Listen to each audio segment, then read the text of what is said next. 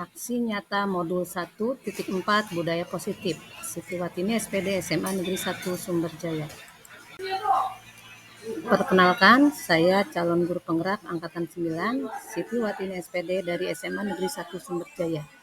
Fasilitator Ibu Evi Dewi Sartika MPD dan pengajar praktik Ibu Sukmawati SPD. Rancangan aksi nyata.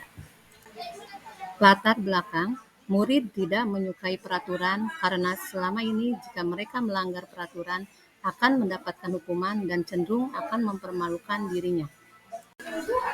Tujuan aksi nyata menciptakan murid yang merdeka dan disiplin diri yang kuat, menumbuhkan budaya positif di sekolah dengan meyakini nilai-nilai kebajikan universal. Tolak ukur terbentuknya keyakinan kelas melalui kegiatan kesepakatan kelas yang dilakukan wali kelas dan siswa. Siswa mampu menerapkan dan menjalankan keyakinan kelas yang telah dibuat. Lini masa tindakan, langkah-langkah tindakan yang akan dilakukan. 1. Menghadap kepala sekolah untuk menjelaskan pentingnya penanaman budaya positif dan keyakinan kelas di sekolah, serta meminta izin untuk diseminasi bersama rekan guru. Lini masa tindakan, langkah-langkah tindakan yang akan dilakukan. 2. Berkoordinasi dan berkolaborasi dengan wali kelas untuk membuat keyakinan kelas di kelas masing-masing. Lini masa tindakan, langkah-langkah tindakan yang akan dilakukan. 3. Memantau, merefleksikan, dan mengevaluasi keyakinan kelas setelah dibuat.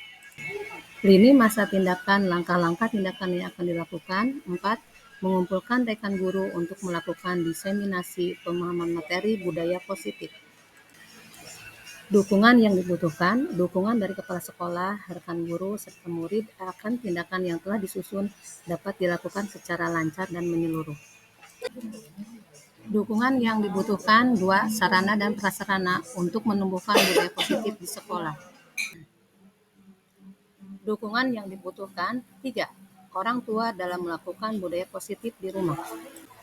Dokumentasi keyakinan kelas dan diseminasi budaya positif yang akan kita saksikan pada bentuk video berikut ini. Assalamualaikum warahmatullahi wabarakatuh.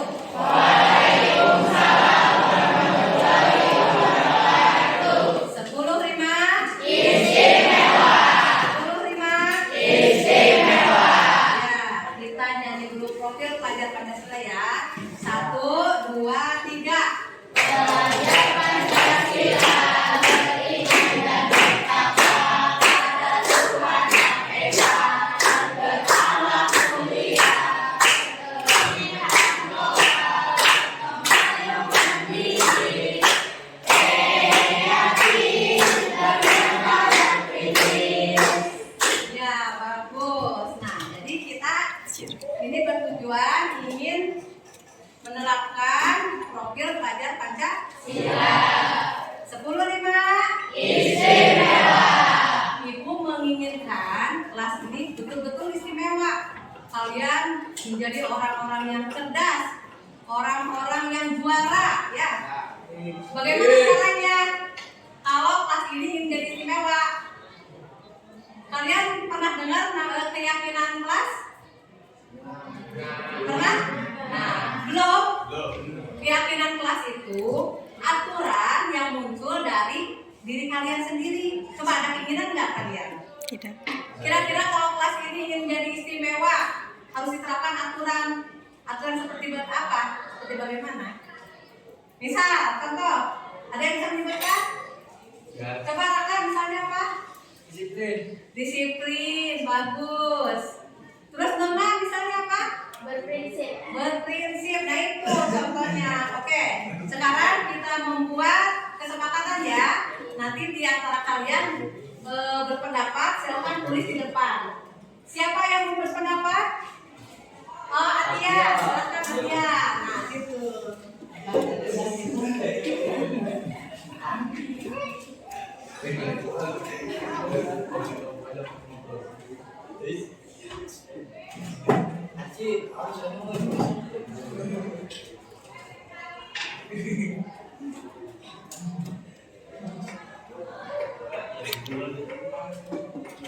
Coba bacakan Atia apa? Ya, bagus. Nah, di sini Atia menginginkan di kelas ini kelas yang saling menghormati. Siapa lagi yang mau meneruskan? Tegar? Silakan Tegar. Ya, terus nanti itu harus berani ya.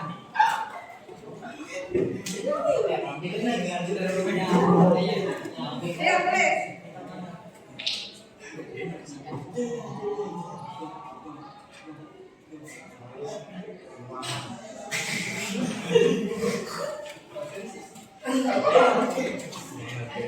Ya, bagus. Tegar ingin kelas ini saling menghargai. Siapa lagi? Andre itu. Raka. Ya, Raka. Asik.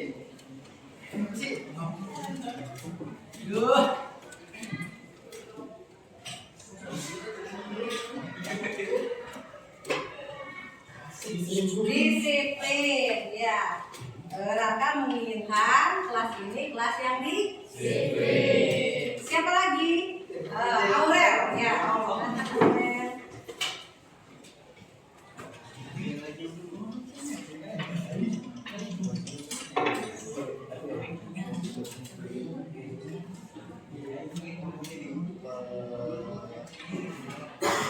Peduli, ya.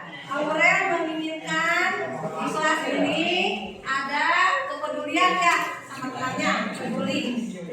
Selanjutnya, ya Ahmad. Ya, apa Ahmad? Ya.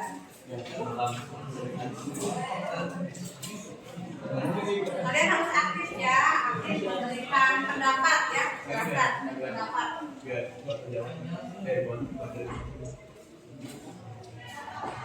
Ya, bagus Ahmad. Di sini Ahmad menginginkan kelas ini kelas yang bertanggung jawab. Ayo siapa lagi? Ya, Cynthia. Ya, Cynthia.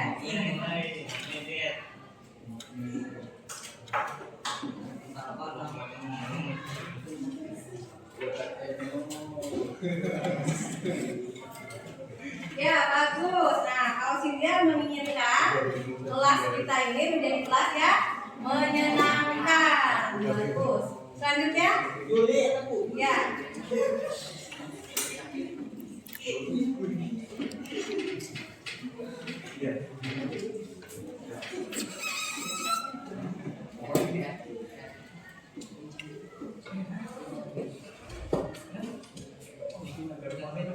Ya. Yuliana menginginkan kelas kita kelas mandiri yang tidak tergantung yang tergantung. Selanjutnya siapa lagi? Yang Norma.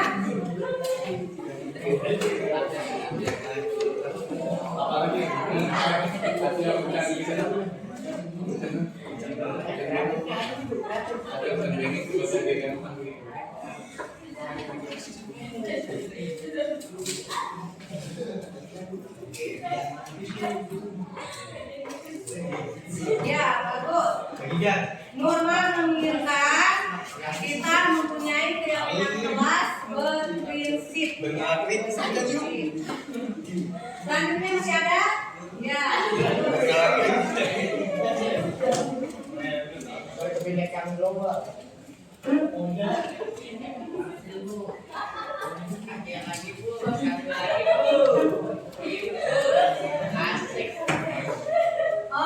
Ini Naswa menginginkan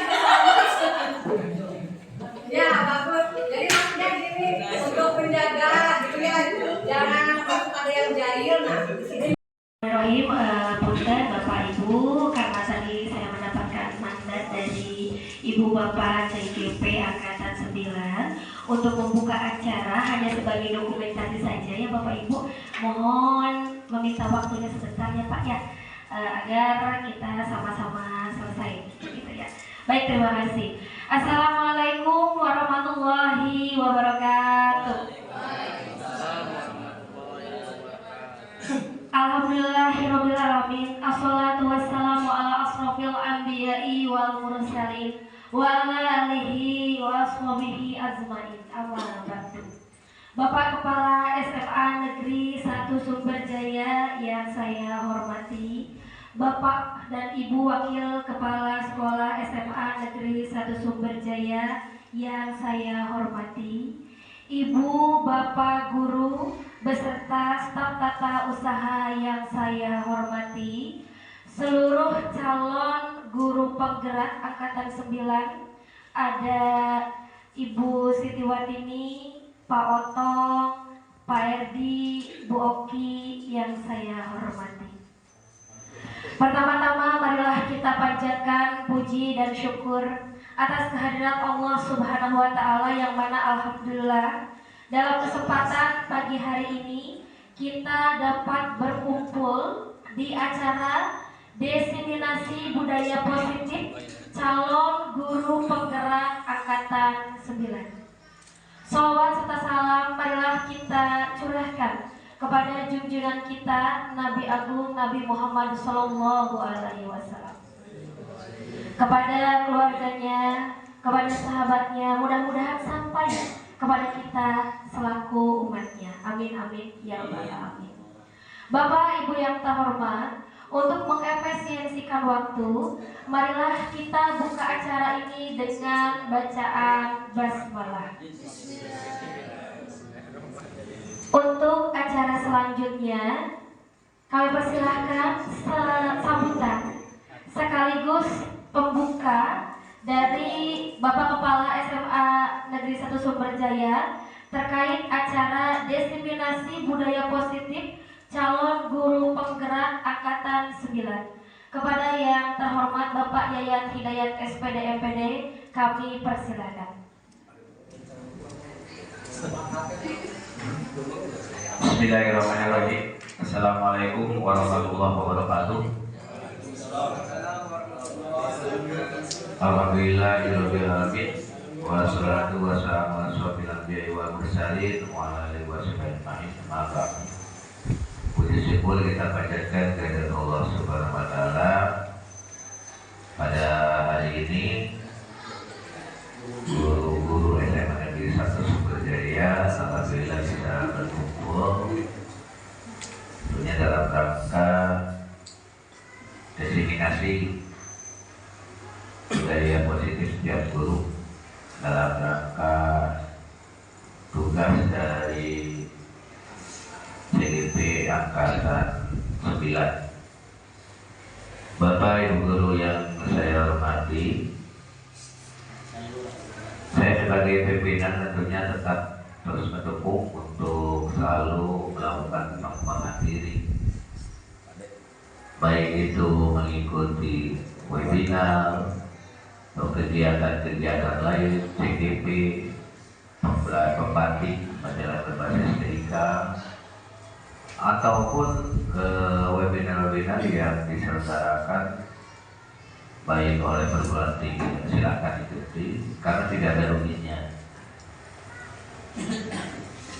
Berkaitan dengan guru penggerak, saya juga sudah menerima surat bahwa setiap sekolah harus melakukan mempercepat menambah jumlah guru penggerak. Artinya saya harus banyak mendorong Bapak Ibu untuk mengikuti guru penggerak.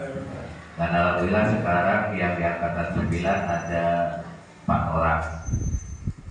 Bahkan kalau pembukaan di Angkatan sudah masuk di Angkatan 11, silakan.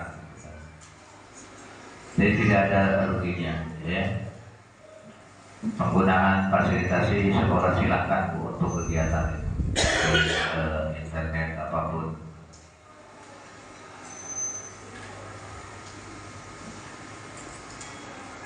Bahwa dalam pengembangan di CGP Angkatan 9 ini ya justru ada hal yang menarik,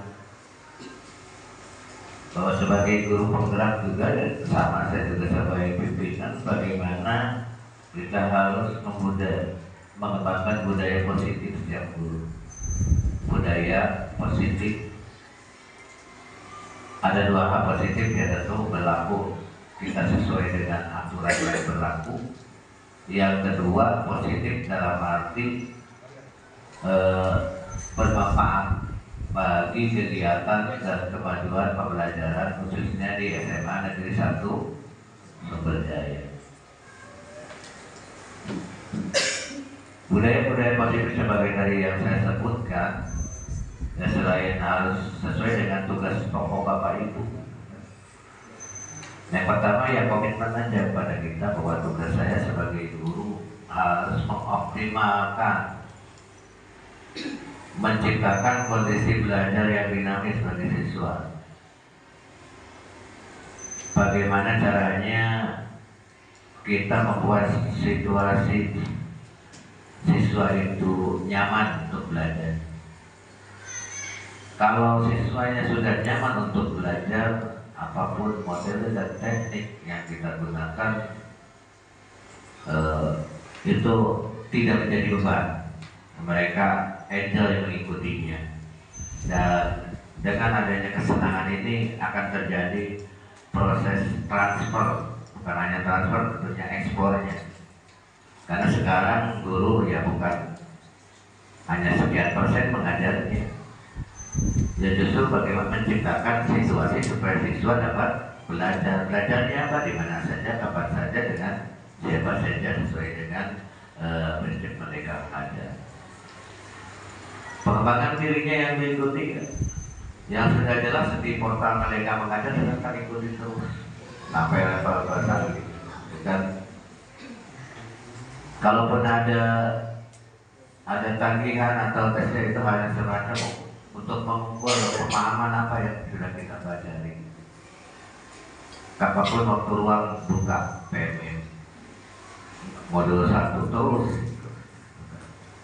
Dan juga saya ucapkan apresiasi juga bagi yang sudah lolos guru penggerak, yang sudah mengikuti, lanjutkan terus. Apalagi ini guru-gurunya masih muda-muda,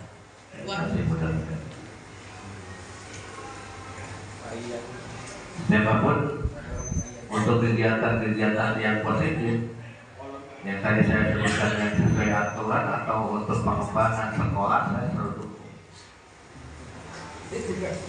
Yang tentunya disesuaikan dengan anggaran kegiatan sekolah.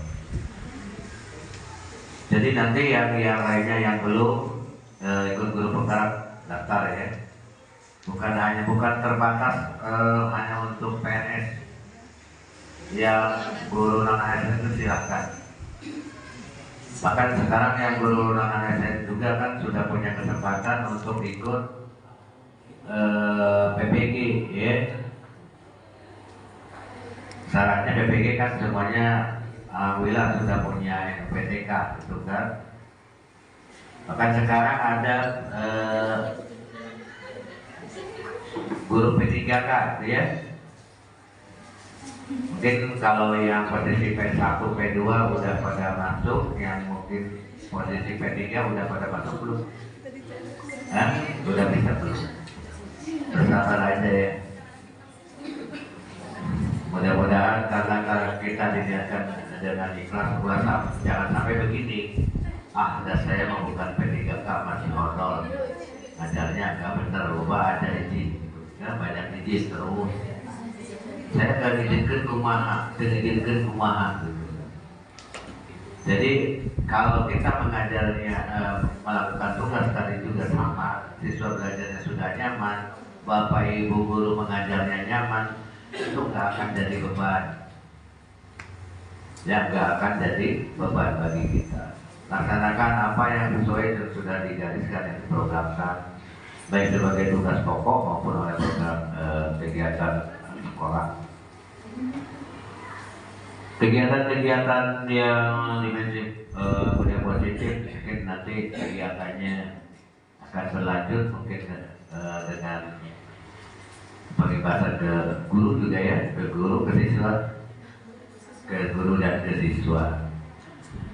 Dan ini mudah-mudahan bisa membawa perubahan. Yuk. Bismillahirrahmanirrahim. Assalamualaikum warahmatullahi wabarakatuh. Waalaikumsalam warahmatullahi wabarakatuh.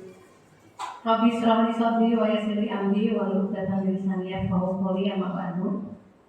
Saya ucapkan terima kasih kepada Bapak, Ibu guru, sahabat saya, rekan saya. Pada kesempatan ini saya akan mengadakan pembahasan penyebaran pemahaman dan pengalaman penerapan budaya positif. Sebelumnya saya perkenalkan, nama saya Siti Watini SPD, calon guru penggerak angkatan 9 SMA Negeri 1 Sumber Jaya. Pada kesempatan ini saya akan menyampaikan bahwa dalam tugas CGP ya, ada tugas dari CGP dari calon guru penggerak untuk mengadakan pembahasan. Tapi sebelumnya saya akan memaparkan dulu bahwa selama menjadi CGP itu saya telah mendapatkan banyak ilmu. Pertama, waktu mempelajari modul 1.1 saya mendapatkan materi tentang filosofi pemikiran Ki Hajar Dewantara. Kemudian pada modul 1.2 tentang nilai dan peran guru penggerak. Kemudian pada modul 1.3 itu tentang visi guru penggerak. Dan sekarang yang terakhir di modul 1 itu, pada modul 1.4 itu tentang budaya positif. Nah, jadi hari ini saya akan menyampaikan tentang budaya positif. Nah, ini konsep utama modul budaya positif. Nanti saya akan menyampaikan di sini yang pertama tentang perubahan paradigma belajar. Kemudian disiplin positif. Yang ketiga kebutuhan dasar manusia. Yang keempat motivasi perilaku manusia. Kemudian posisi kontrol restitusi, keyakinan kelas, dan segitiga restitusi. Jadi ada 7 poin yang akan saya sampaikan. Ya, selanjutnya. Nah, ini pembelajaran dengan paradigma baru. Pembelajaran dengan paradigma baru dilakukan berdasarkan prinsip pembelajaran yang berdiferensiasi sehingga setiap siswa belajar sesuai dengan kebutuhan dari tahap perkembangannya untuk mewujudkan profil belajar Pancasila. Sebelum melanjutkan materi, coba ibu bapak guru tangannya dikepalkan. Tangannya dikepalkan. Ya, ini bayangkan ini kita memegang sesuatu yang sangat penting ya. Kira-kira nih, kalau dibuka atau gini berdua, yang satu mengepal, kemudian nanti yang satunya lagi temennya berusaha untuk membuka. Nah, betul. Coba Pak Otong mengepalkan dan Ibu Dela untuk membuka kepalan Pak Otong berusaha bagaimana caranya. Pak Otong membuka atau tak mempertahankan kepalanya. Coba kepalan Pak Otong bisa dibuka nggak sama Dela? Sama Bu Dela.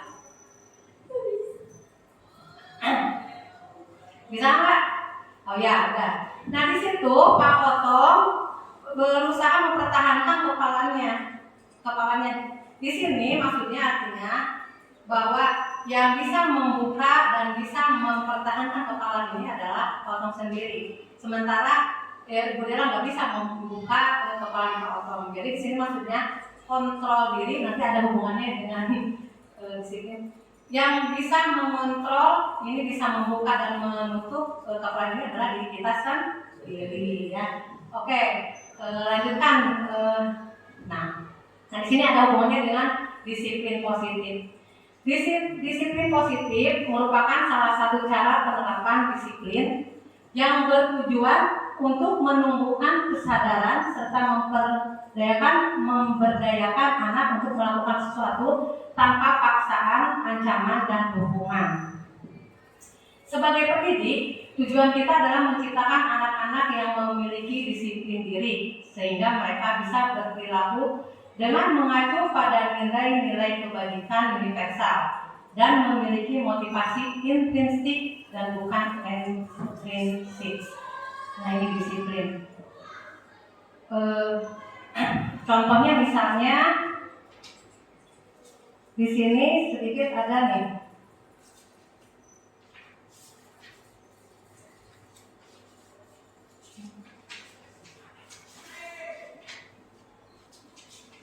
Bentar. Nah, di sini ada yang saya utarakan dari catatan di sini. Ada ilustrasi guru mengontrol murid tadi yang contoh di kepala itu ya. Mulai ilustrasi bahwa semua penguatan positif efektif dan bermanfaat. Ilusi bahwa kritik dan membuat orang merasa bersalah dapat menguatkan karakter. Ilusi bahwa orang dewasa memiliki hak untuk memaksa. Nah di sini hubungannya dengan disiplin positif. Ini ilusi itu berarti kan kita menganggap bahwa guru mengontrol murid, kemudian bahwa penguatan positif itu efektif dan bermanfaat. Kemudian kita mengkritik dan membuat orang merasa bersalah dapat menguatkan karakter. Itu hanya ilusi saja bahwa orang dewasa memiliki hak untuk memasak. Kalau yang dibutuhkan adalah di sini berlaku dengan mengacu pada nilai-nilai kebajikan universal dan memiliki motivasi intrinsik dari dalam, ya, dari dalam. Ya, lanjut ke yang berikutnya. Nah ini pembelajaran, ini kembali lagi ya. Oh ini udah kebutuhan sana nih. Kebutuhan dasar manusia. Ini ada 5: bertahan hidup, kasih sayang dan rasa diterima, penguasaan, kebebasan, kesenangan. Ini tadi hubungannya dengan disiplin ya. Contohnya misalnya kita suka melihat anak-anak kita yang melanggar ya, misalnya di kelas suka ada yang usil di kelas. Misalnya ada siswa yang meminta makanan temannya. Nah itu kira-kira itu berarti ada kebutuhan yang tidak dipenuhi. Misalnya Raka ya, Raka di kelasnya meminta makanan temannya. Nah itu di situ kalau meminta berarti Raka meminta makanan ke temannya. Di situ ada kebutuhan dasar manusia yang tidak terpenuhi oleh Raka. Bisa misalnya bertahan hidup, ya kan bertahan hidup itu berarti butuh makanan ya. Nah berarti Raka itu untuk memenuhi kebutuhan dasarnya ya dengan meminta ke temannya. Nah, itu berarti pelanggaran. Kemudian bisa juga ini tidak terpenuhinya kebutuhan dasar manusia kasih sayang dan rasa diterima. Mungkin Raka tidak mendapatkan kasih sayang dari orang tuanya, tidak diberi bekal, jadi meminta ke temannya, gitu ya. Kemudian penguasaan. Nah, Raka itu membutuhkan kebutuhan dasar manusia itu penguasaan. Raka merasa berkuasa, meminta ke temannya, saya berani minta makanan ke temannya. Berarti di situ Raka membutuhkan kebutuhan penguasaan itu, ya. Kemudian bisa juga, sebetulnya Raka itu mendapatkan bekal makanan dari orang tuanya, maka dapat paman. Tapi dia ingin bebas karena makanannya itu hanya dengan telur sih ya. Mungkin Raka ingin makanan yang lainnya, sehingga Raka membutuhkan kebutuhan dasarnya itu adalah kebebasan, bebas ingin meminta ke temannya ya makanan yang lainnya. Kemudian mungkin Raka juga meminta makanan ke temannya itu merasa iseng. Yang kedua saya iseng senang ya, ke temannya meminta makanan, Pak dia juga punya gitu ya. Nah, itu berarti Raka sedang berusaha untuk memenuhi kebutuhan dasar manusia itu dengan kesenangan. Jadi kalau misalnya ada anak-anak kita, siswa-siswi kita yang agak nakal, kemudian membuat di pelanggaran atau tidak disiplin, nah ini mungkin kebutuhan dasar manusianya itu tidak terpenuhi, ya tidak terpenuhi. Makanya kita harus tanya dulu kalau kita mau hubung ke anak, kenapa aku meminta?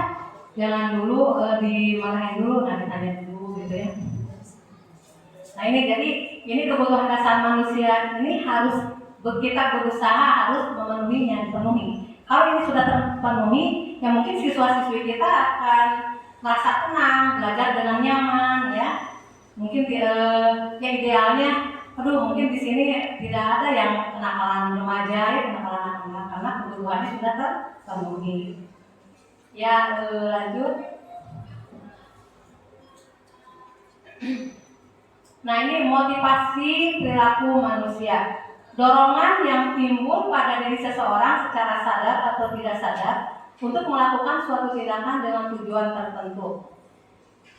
1. Menghindari ketidaknyamanan dan hukuman. 2. Untuk mendapatkan imbalan atau penghargaan dari orang lain. Dan yang ketiga, menghindari ketidaknyamanan. Aduh, ini belum edit. Ketiganya apa ini? Menghindari ketidaknyamanan dan hukuman. Yang kedua, untuk mendapatkan imbalan atau penghargaan dari orang lain. Dan yang ketiganya,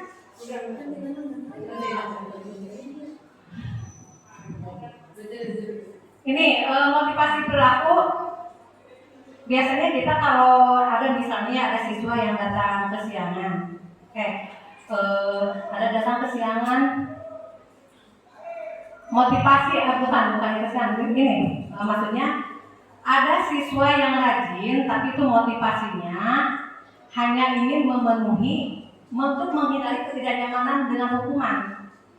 Ada yang siswa datang ke sekolah tapi niatnya itu motivasinya hanya untuk menghindari ketidaknyamanan hukuman gitu. Jadi merasa yang penting saya tidak dihukum. Nah, itu motivasi yang sangat rendah ya. Tapi itu ya baik juga, tapi itu motivasi yang rendah ya. Yang ketiga ini Ibu. Ya. Yang ketiga untuk menghargai diri sendiri. Ya, betul. Yang kedua itu untuk mendapatkan imbalan atau penghargaan dari orang lain. Misalnya, ya kita mau belajar supaya mendapatkan imbalan atau penghargaan, supaya diberi bekal banyak oleh orang tua, misalnya ya begitu. Nah, itu pun ini berarti motivasi dari luar ya. Motivasi ekstrinsik dari luar seperti ini, menghindari ketidaknyamanan. Nah, motivasi itu di luar dari diri kita. Kemudian untuk mendapatkan imbalan penghargaan dari orang lain pun ini motivasi dari luar ya, dari luar. Dan yang ketiga ini adalah motivasi untuk menghargai diri kita sendiri. Nah, ini yang dibutuhkan. Yang kita butuhkan adalah motivasi dari dalam dari diri kita itu untuk menghargai diri kita sendiri. Siswa kita ke sekolah karena menyadari bahwa saya harus mencari ilmu. Nah, itu jadi untuk menghargai diri kita sendiri. Ya, lanjut. Nah, ini konsep disiplin dengan identitas gagal. Nah, Ibu Bapak Guru yang saya banggakan, yang saya cintai, kita sering ya menghukum anak ya teman-teman. Ada anak kesiangan dimarahin ya. Nah, ini nih hukuman. Itu bukti kasih sayang. Oh, bukti kasih sayang. Betul, begini. Konsep disiplin dengan identitas gagal. Ini teori. Hukuman nih, kalau kita menghukum siswa, apa yang terjadi? 1, menyakitkan, ya, menyakitkan siswa ya. Kemudian siswa menjadi tidak nyaman, ya. Hukuman itu. Murid jadi takut, ya. Betul nggak? Kemudian memaksa, jadi siswa itu jadi satu arah. Murid jadi menyembunyikan kesalahan karena takut, akhirnya berbohong yang menyembunyikan kesalahannya. Kemudian murid menjadi rendah diri, nah itu yang dinamakan hukuman ya. Kemudian penghargaan, nah penghargaan pun ini termasuk konsep disiplin dengan identitas gagal ya, penghargaan itu tidak efektif, merusak hubungan, mematikan kreativitas, menghukum dengan sistem ranking, merampas hak menghargai dirinya. Tidak efektif karena mungkin siswa-siswi kita mau melakukan apa yang jadi tugasnya itu karena penghargaan karena ingin dikasih, ya. Kemudian merusak hubungan ketika kita memberi apresiasi kepada yang berhasil, ini dikasih penghargaan, ini bagus, yang nilainya tidak bagus itu merasa rendah diri nantinya, ya. Jadi merusak hubungan, akhirnya iri temennya. Misalnya lagi ulangan, yang satu nilainya 9, yang satunya 3, yang nilainya 3 itu merasa iri, jadi beda, dan akhirnya merusak hubungan. Kemudian mematikan kreativitas. Misalnya siswa disuruh membuat puisi, kita membuat puisi, nanti dikasih ayam geprek misalnya, dia mau berusaha untuk membuat puisi, bisa, tapi ketika tidak dikasih penghargaan, tidak dikasih hadiah, dia nggak mau melakukan membuat puisinya. Nah itu, ya, jadi mematikan kreativitas, ya. Kemudian menghukum dengan ranking, ya, ranking 1, 2, 3, makanya sekarang tidak ada ujian nasional, gitu ya, karena berbeda-beda kemampuan orang itu disesuaikan dengan kemampuannya, ya. Merampas hak menghargai dirinya, ya, merasa dirampas, yang harusnya bisa kreativitas, berkreatif, nah ini dirampas oleh penghargaan ini, ya. Ngerti Ibu Bapak? Ya, terima kasih. Ya, lanjutkan lagi. Ini konsep penghargaan gagal. Ini ada yang terlewat? Ada yang terlewat? Nah, ini ada konsep disiplin dengan identitas sukses. Nah, ini Ibu Bapak yang harus kita lakukan di sini. Ini konsekuensi penguatan jangka pendek. Kemudian perlu monitoring berkelanjutan. Stimulus respon, murid menghormati peraturan, kehilangan waktu untuk mengurangi kesalahan. Penguatan jangka pendek maksudnya begini, misalnya ini disiplin, ya, disiplinan. Tadi itu ada misalnya siswa ada yang ketinggalan buku, ya, ada yang ketinggalan buku. Terus kalau bukunya tidak dibawa itu akan ketakutan itu. Mau pulang dulu minta izin, pulang, mau mengambil buku yang ketinggalan. Kemudian kan itu berarti mengganggu jam HBM, ya. Diizinkan silakan ambil buku, tapi ada konsekuensinya. Tapi nanti jam yang ditinggalkan tugasnya harus dikerjakan. Jadi ada konsekuensinya, nggak cuma ya silakan ambil, sudah aja. Tapi di situ nanti ada tugas penggantinya yang harus mengganti jam yang ditinggalkan, ya. Kemudian perlu monitoring berkelanjutan. Jadi harus dipantau terus si anak itu, ya, dipantau. Murid menghormati peraturan, betul, menghormati peraturan. Jadi nurut pada peraturan, kalau tidak dengan kesadaran sendiri tuh nurutnya sama peraturan. Kemudian yang terakhir nih, ini yang harus kita lakukan, ya, itu restitusi. Restitusi itu murid bertanggung jawab atas perilakunya, jadi dengan kesadarannya sendiri dari dalam.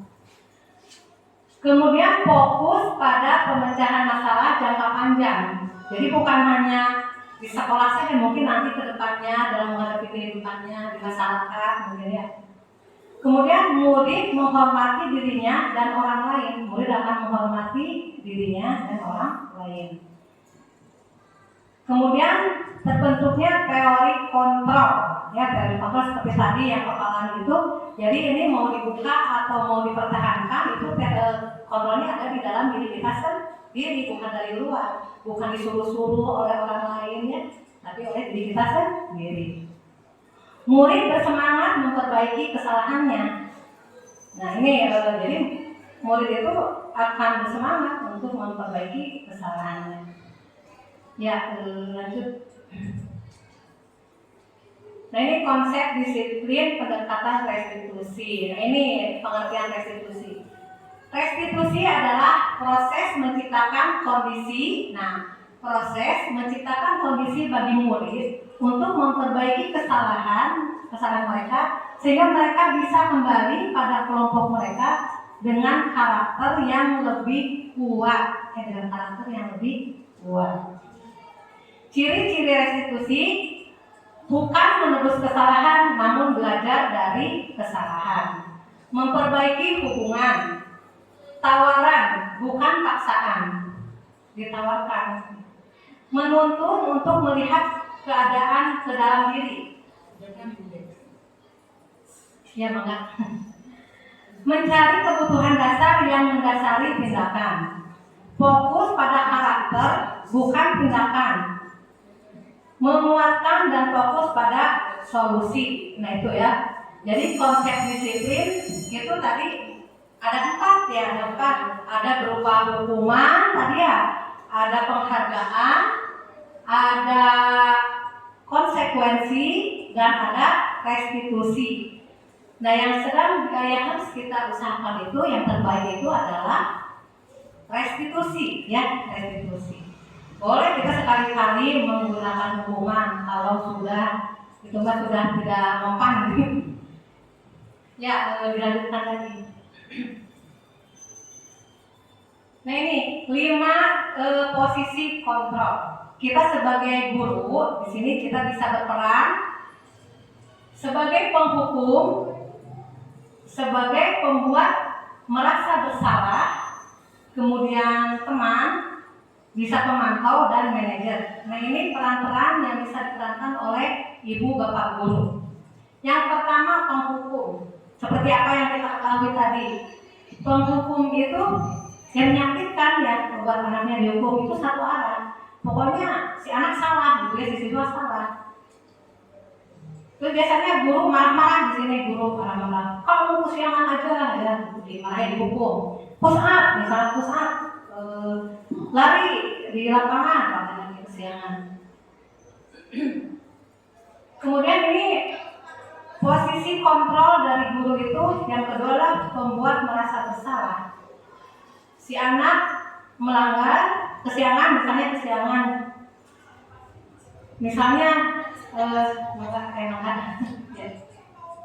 ada siswa yang kesiangan, Gilang dengan kesiangan. Si guru membuat merasa bersalah itu karena coba kata-kata itu seperti ini.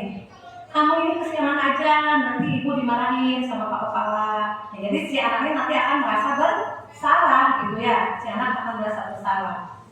Nah, itu. Kemudian ada guru yang memposisikan peran itu sebagai teman, itu dekat dengan siswa. Kalau ada anak yang kesiangan, coba jangan kesiangan aja dong, ya bantu ibu. Nah, anak nyaman, tapi ketika nanti suatu saat ketika guru tidak bisa tidak terlalu dekat, itu anak akan kecewa kalau guru memposisikan sebagai teman ya. Kemudian yang keempat, posisi kontrol guru itu adalah sebagai pemantau. Nah ini biasanya berdasarkan aturan-aturan yang tertulis. Misalnya ada yang kesiangan, tahu nggak ini masuk jam berapa? Oh ya jam 7. Nah itu kalau kesiangan bagaimana gitu ya? Itu ada dipantau gitu ya, sebagai pemantau. Dan yang terakhir adalah sebagai manajer. Nah ini yang diharapkan posisi kontrol dari guru itu adalah sebagai manajer. Di mana di sini sebagai manajer, guru itu mencari solusi. Jadi anak tidak tersakiti, dan di sini ada penguatan karakter, Ya, lanjut. Dan di sini ada keyakinan kelas. Keyakinan kelas lebih abstrak dari peraturan, berupa pernyataan universal, dibuat dalam bentuk positif, sedikit saja akan mudah diingat, sesuai dengan kondisi kelas dan sekolah agar mudah diterapkan. Semua warga kelas sekolah dilibatkan saat membuat keyakinan kelas. Maksudnya begini, keyakinan kelas itu sama dengan peraturan kelas. Kita kan di kelas tuh membuat ketertiban kelas ya. Nah di sini tapi kesepakatan kelas ya. Keyakinan kelas ini muncul dari siswa-siswinya, bukan dari kita. Jadi nanti ditawarkan dulu ke anaknya. Misalnya ketika di kelas, ayo siswa-siswi, misalnya anak-anak, supaya kelas kita ini kelas menjadi kelas yang bagus, yang juara. Coba kira-kira apa aja nih yang akan kita jadikan keyakinan kelas ini. Misalnya di kelas ini harus ada saling hormat menghormati, misalnya itu. Jadi harus diyakini sama siswa-siswinya saling hormat menghormati. Jadi ketika di kelas ada yang tidak menghormati temannya, yang tidak menghargai temannya, ya kita kembalikan lagi. Ini sudah menjadi keyakinan kelas kita bahwa kita di kelas ini harus saling hormat menghormati. Jadi digali dari anak-anaknya, dan itu nanti disepakati. Gitu. Berupa pernyataan universal. Jadi maksudnya bisa diterima oleh semua siswa-siswi kita dengan latar belakang agama yang berbeda bisa diterima, kemudian dengan latar belakang budaya, gitu ya. Jadi secara universal. Dibuat dalam bentuk positif. Contoh misalnya, kan kalau aturan biasanya jangan pakai kalimat negatif, jangan membuang sampah sembarangan. Nah kita buat kalimat positif, dibuat dalam bentuk positif. Misalnya buanglah sampah pada tempatnya, gitu misalnya. Ya, itu keyakinan kelas ya. Tidak usah panjang-panjang, sedikit tapi mudah diingat. Sesuai dengan kondisi kelas dan sekolah dan mudah diterapkan. Jadi disesuaikan dengan kondisi kelasnya apa aja yang dibutuhkan. Karena yang namanya keyakinan kelas banyak yang bisa digali ya. Kemudian semua warga kelas setelah dilibatkan. Nah saat membuat keyakinan tadi semuanya di dalam kelas itu dilibatkan ya. Jadi nanti akan sepakati dan akan dijalankan ke keyakinan kelas ini. Ya dilanjut. Nah ini mungkin slide terakhir ya. Segitiga restitusi. Nah ini mungkin cara-cara kita melakukan restitusi. Di sini ada segitiga restitusi. Satu, menstabilkan identitas. Kedua, validasi kesalahan. Ketiga, menanyakan keyakinan. Nah, di sini segitiga restitusi menstabilkan identitas. Setiap orang pasti pernah melakukan, ini kata-katanya ya, biasanya yang muncul. Setiap orang pasti pernah melakukan kesalahan. Kamu bukan satu-satunya yang pernah melakukan ini. Kemudian untuk validasi tindakan yang salah, ini kalimatnya kamu tentu punya alasan mengapa melakukan itu. Adakah cara yang lebih efektif untuk mendapatkan apa yang kamu butuhkan? Kemudian yang ketiganya menanyakan keyakinan. Keyakinan apa yang telah kita sepakati? Kamu ingin menjadi orang seperti apa? Jadi gini. Segitiga restitusi ini adalah mencari solusi ketika kita menghadapi anak yang melanggar ya. Misalnya tadi ya kesiangan, ada anak yang kesiangan. Nah kita posisi sebagai manajer tadi ya, peran kita dalam kontrol ini ada sebagai manajer. Nah kalau sebagai manajer yang harus kita lakukan adalah yang pertama menstabilkan identitas, distabilkan dulu siswa itu. Setiap orang pasti pernah melakukan kesalahan. Nah, kamu bukan satu-satunya yang pernah melakukan. Jadi gini, biar anak tenang gitu. Ada yang kesiangan, terus ditanya kenapa kesiangan. Jangan langsung menyalahkan. Oh, itu manusiawi. Kesiangan itu sama. Kita juga kadang-kadang kesiangan. Jadi anak tidak takut, tenang, gitu, stabil jiwanya. Gitu ya. Menstabilkan identitas. Nah, setelah anak tenang, kemudian validasi kesalahannya kenapa? Kenapa kamu kesiangan? Oh, semalam itu tidurnya terlalu malam. Kenapa? Biasanya anak-anak itu main HP ya, main game. Nah, validasi kesalahannya. Kemudian menanyakan keyakinannya, kebajikan apa, gitu ya? Dan kalau misalnya kamu main game itu kan kesiangan, nah harusnya bagaimana? Jadi si anak sendiri yang mencari solusinya. supaya tidak kesilat harus bagaimana? Nanti mungkin anak akan menjawab, oh berarti saya jangan tidur terlalu larut. Ditanya aja itu sebagai manajer, terus nanti dicarikan solusinya. Kemudian anak akan muncul kesadaran sendiri, berarti nanti anak akan bilang, ya nanti saya berjanji tidak akan kesiangan lagi dan saya tidak akan tidur larut-larut malam. Itu jadi sebagai manajer mencari solusi, dan itu anak tidak tersakiti dan anak akan belajar jadi kuat. Ini karakternya itu memperkuat karakternya menjadi akan lebih baik lagi. Yaitu segitiga restitusi ya. Terus nah ini mungkin itu saja ya ibu bapak guru hebat yang bisa saya sampaikan dalam kesempatan ini. Terima kasih. Wassalamualaikum warahmatullahi wabarakatuh.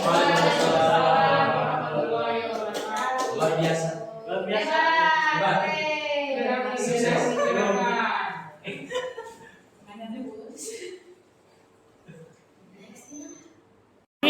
Min nanti ya mungkin itu ibu bapak guru apa yang bisa saya sampaikan. Barangkali ada yang mau bertanya, silakan. Bu, mau bertanya Bu? Ya silakan Pak Tom. Menarik sekali ya Bu yang sudah Ibu paparkan tadi. Saya tertarik dengan 5 posisi kontrol Bu. Dari kelima posisi kontrol yang Ibu tadi paparkan, mana yang sekiranya kita tuh harus di posisi apa Bu yang paling baik dari kelima posisi kontrol yang sudah Ibu paparkan tadi? Terima kasih Bu. Assalamualaikum warahmatullahi wabarakatuh. Ya, terima kasih Pak Tom. Pertanyaannya cukup bagus. Tadi sebagaimana sudah saya paparkan bahwa 5 posisi kontrol itu, yang pertama adalah penghubung, yang kedua adalah pembuat merasa bersalah, yang ketiga adalah teman, yang keempat adalah sebagai pemantau, dan kelima adalah sebagai manajer. Kalau kita memilih sebagai penghubung, itu anak akan tersakiti, itu satu arah. Kita sebagai guru nggak mau tahu, pokoknya anak salah dari hukum, itu menyakiti anak. Yang kedua, sebagai merasa bersalah, pembuat merasa bersalah, si anak akan merasa bersalah nantinya, dan itu anak pun tersakiti. Sebab kalau kita memposisikan sebagai teman, itu anak merasa nyaman, tapi ketika kita tidak bisa memenuhi kebutuhan anak, dan anak itu akan kecewa nantinya, anak akan kecewa, dan kita sebagai guru pun tidak akan terus membersamai anak. Kemudian yang keempat sebagai pemantau, itu bisa aja kita menggunakan sebagai pemantau karena sesuai dengan aturan yang berlaku. Kita berpatokan kepada aturan. Dan yang kelima itu kita sebagai manajer. Nah itu yang paling bagus Pak Tom, yang harus kita lakukan itu posisi kontrol kita adalah sebagai manajer. Nah itu karena di situ akan ada penguatan karakter untuk anak, dan anak pun akan berusaha untuk memperbaiki kesalahannya, karena itu muncul dari dalam dirinya dengan keyakinannya bahwa oh ini salah, dan diberi solusi oleh manajer itu untuk memperbaiki kesalahannya. Mungkin itu jawabannya Pak Tom. Terima kasih. Ada lagi yang mau bertanya? Cukup. Ya, terima kasih Bapak Ibu Guru. Di sini ada slogan tergerak, bergerak, dan menggerakkan. Wassalamualaikum warahmatullahi wabarakatuh. Luar biasa. Luar biasa. Oke, selanjutnya. Terima kasih dengan diadakannya CGP Angkatan 9 yang bermanfaat sekali buat saya, buat kami, buat semua untuk kemajuan pendidikan di SMA Negeri 1 Sumberjaya. Semoga bermanfaat dan bisa diaplikasikan oleh kami semua sebagai ilmu dan sebagai penambah wawasan. Alhamdulillah, terima kasih. Demikian aksi nyata budaya positif yang dapat saya persembahkan. Terima kasih Ibu Bapak Guru Hebat. Tergerak, bergerak, menggerakkan. Wassalamualaikum warahmatullahi wabarakatuh.